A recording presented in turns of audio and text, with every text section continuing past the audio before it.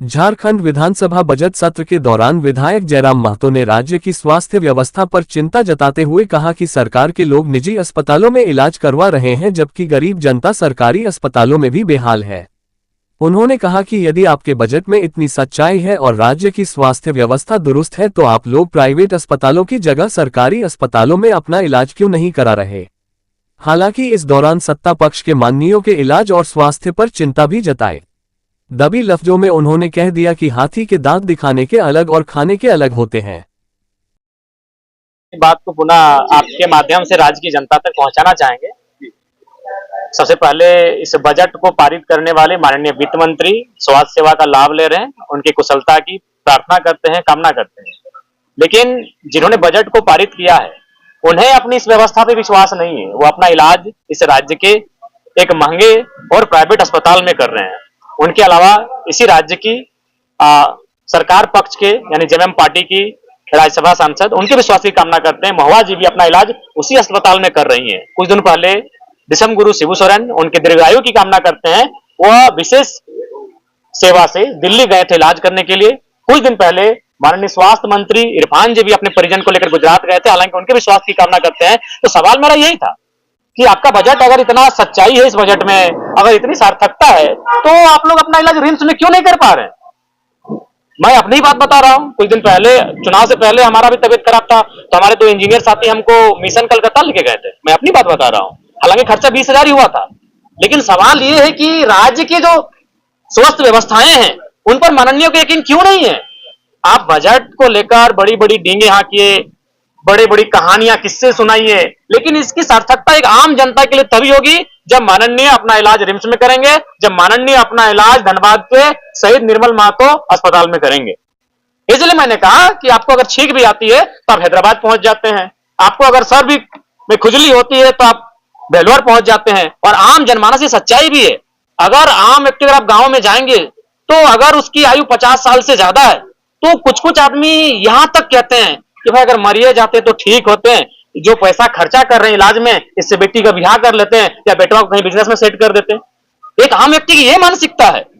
यानी आज जो प्राइवेटाइजेशन का जो मनमानी हो रहा है शिक्षा और स्वास्थ्य के क्षेत्र में, अगर इसको नियंत्रण में नहीं लाया जाएगा पत्रकार महोदय, तो आप सबों के बीच में कहना चाहूंगा आज से 20 साल बाद आप देखिएगा कि एक गरीब आदमी दरिद्र हो जाएगा। एक गरीब आदमी उस समय दरिद्र हो जाएगा अगर आज शिक्षा और स्वास्थ्य में जो प्राइवेट की मनमानी है, अगर इस पर अंकुश नहीं लगता है, इस पर अगर नियंत्रण नहीं लगता है तो 20, 10, 15 सालों में ये सच्चाई हमसे और आपसे नहीं छुपेगी। इसलिए आज स्वास्थ्य का बजट है, राज्य की जनता इसे देख रही है। लेकिन मेरा आज ही स्वास्थ्य माफ कीजिएगा वित्त मंत्री एक प्राइवेट अस्पताल में अपना इलाज अपनी स्वास्थ्य सेवा का लाभ ले रहे हैं, तो कहीं ना कहीं इस बजट पर सरकार की कार्यशैली पर एक क्वेश्चन मार्क खड़ा होता है। सवाल यह है विधायक जी कि आप स्वास्थ्य व्यवस्थाओं को लेकर कह रहे थे, राज्य सरकार तो स्वास्थ्य बीमा बांट रही है, 15-15 लाख रुपए का जो है ढिंडोरा पीट रही है। देखिए मैंने वही कहा ना कि वो हाथी के दांत खाने के अलग होते हैं, दिखाने के अलग होते हैं। अभी देखिए बोकारो जिला में चले जाइए, 5 महीने से वेतन नहीं मिला है। अरे भाई आपको वोट चाहिए, आप सरकार बनाएंगे सरकारी, और आप सारी सिस्टम को आउटसोर्स के माध्यम से कर दिए। अरे कम से कम शिक्षा और स्वास्थ्य को तो बख्श दीजिए, वहां तो आउटसोर्स को छोड़ दीजिए। अब सारी चीजों को आउटसोर्स के हवाले डाल दिया। आउटसोर्स में क्या होता है, सबसे पहला बात तो आप सर्च कर लीजिएगा, एक भी कंपनी इस राज्य की आउटसोर्सिंग जो एजेंसी है इस राज्य की नहीं है।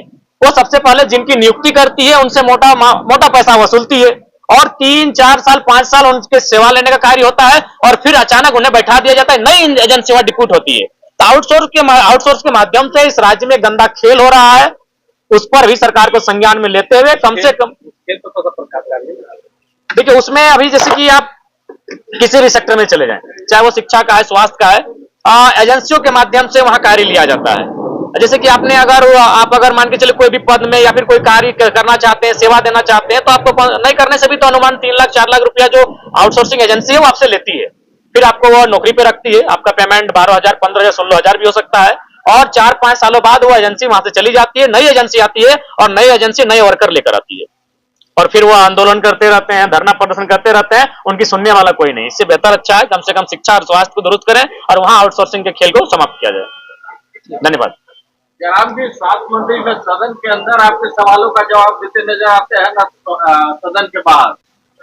देखिए जबकि आज तो सवाल मेरा बहुत ही सरल था, मैंने बस इतना ही कहा कि जो आपका जो समर्थन मूल्य है किसानों के लिए उस समर्थन मूल्य में सुनने में आया है कि आप किस्तों में उनको पैसा देते हैं और साथ ही साथ पैसा देने में विलंब भी होता है। तो जो विलंब होता है, क्या उसका ब्याज सहित आप देंगे या फिर एक किस्त में आप देंगे? तो मंत्री महोदय सरलता पूर्वक, मेरा एकदम सीधा सवाल था, लेकिन वो जवाब ना देकर माननीय मुख्यमंत्री को खड़ा होना पड़ता है उस सवाल का उत्तर देने के लिए।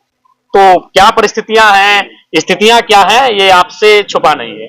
और एक सवाल इसमें था आपका गृह विभाग का वैकेंसी को लेकर था। इससे पूर्व का जो वित्तीय वर्ष था 2022 या 23 का था, उसमें लगभग 1,40,000 के आसपास सिपाहियों की मतलब बहाली लेने के लिए वित्तीय बजट में वो प्रस्ताव था, और अभी वो घटकर 1 लाख के आसपास होगा, यानी 40,000 कम हो रहा है।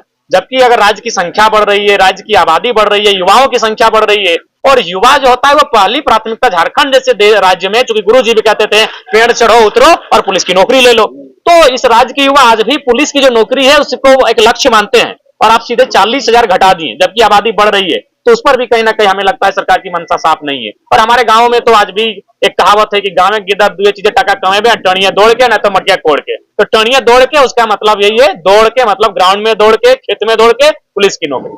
तो उसमें भी कटौती की जा रही है, जो कि मेरे हिसाब से कतई उचित नहीं है। धन्यवाद आप सभी का।